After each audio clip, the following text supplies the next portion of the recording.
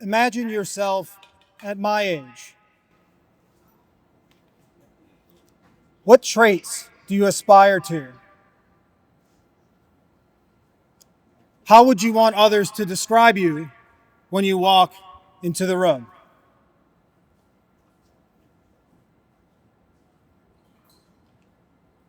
Rich?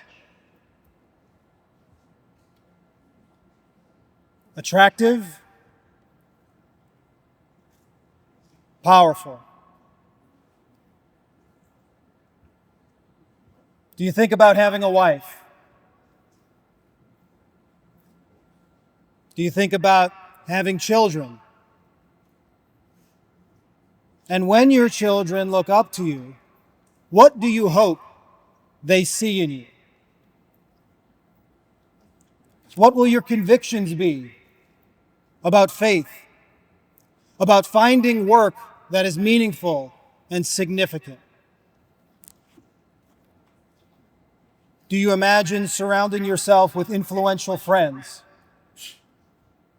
Or do you think that you'll be content with a quiet and happy life? What kind of man do you want to be? What kind of man does God want you to be?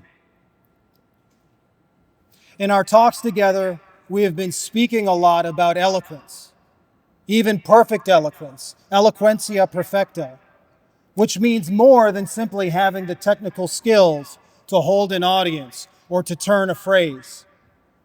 More deeply, perfect eloquence means having something to say. It means being men of wisdom and virtue, good hearts, speaking well.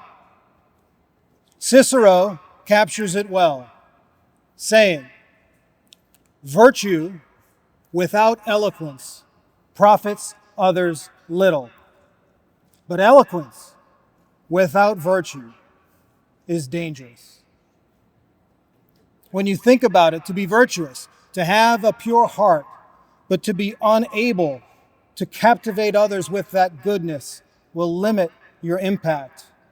And perhaps more importantly, to have the crafty ability to influence others, to persuade them into your own selfish designs, will do great harm. Now, when I was your age, I was more than one time tempted to think that being eloquent or persuasive without virtue was pretty attractive, that it was thrilling to be dangerous. I imagine some of you today are tempted in the same way. But deep in your heart, you know the truth. "Come to me, all you who labor and are burdened, and I will give you rest, says the Lord. Take my yoke upon you and learn from me, for I am meek and humble of heart, and you will find rest for your souls." This summer, Archbishop Cecchio began the consecration of the Archdiocese to the Sacred Heart of Jesus. It is fitting then that we return again and again to that ancient prayer, "O Jesus, meek and humble of heart, make my heart like unto thine." Now, you may think me brazen to propose as an ideal to you the idea of meekness. You who are a group of young men, as if I were encouraging you to be timid or weak or easily swayed. But whoever first said that meekness is not weakness came up with much more than just a catchy rhyme. He named a profound truth. Meekness is a virtue, and every virtue, by its very nature, is strength. It allows us to use our freedom energetically, consistently, and in the right time and place. Meekness does not mean drowning your ambition. It does not mean shrinking from grand aspirations and the noble duties that you are called to. Meekness, rather, is the power to control your anger when your responsibility to love demands it. This control must be practiced to become a habit. This control must be exercised to become stronger. Think of all the ways that the irritation of resentment, the tenacity of revenge, the immediacy of rage, and the fierceness of wrath hold you back from becoming the men that you are made to be, fully alive. All these the meek heart can rule and govern when trained and enabled by grace.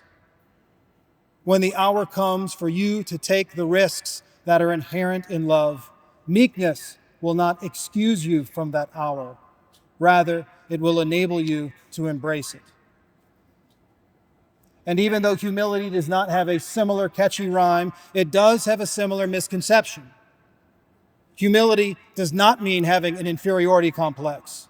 Humility does not mean hiding the gifts that God gave you. Humility simply allows you not to make your gifts the measure of your worth. The humble heart has nothing to prove. You can be strong in your identity as a child of God, grateful for your talents, and accepting of yourselves when you fall and get back up, honest and open before God and others. And if you do not hide your own faults at all costs, you can even be more zealous in accepting the faults of others. Humility stoops to know and to help, while pride holds its head high, treating others as insignificant. It is not a weakness, but a strength to love despite obstacles, a love that no fault can fragment and no shame can shatter. It is true power. I do not propose meekness and humility today so that you can be good and polite little boys. I propose them to you because they are a competitive advantage. Keeping your composure is a competitive advantage. From Tad Gormley to Benson Arena to John Ryan Stadium, at this school, we hold our tongues rather than let them loose on players from opposing teams. This restraint is not weakness. This restraint is power and discipline.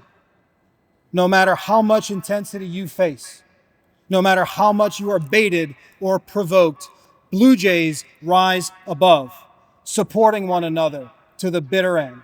And if this is our North Star, we are unstoppable. Keeping your composure is true freedom for excellence. This is a strength that only comes from strong hearts that speak well, hearts made even stronger by exercising humility and meekness, hearts devoted to Jesus' own sacred heart.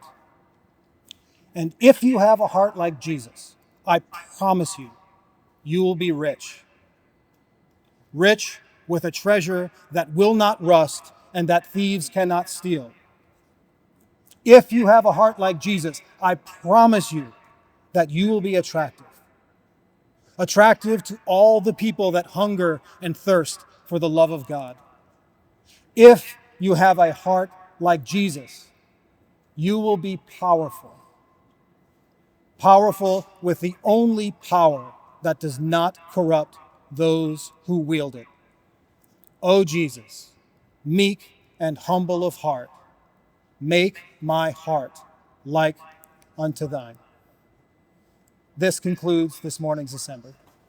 20! 27! 20! 27! 20! 27!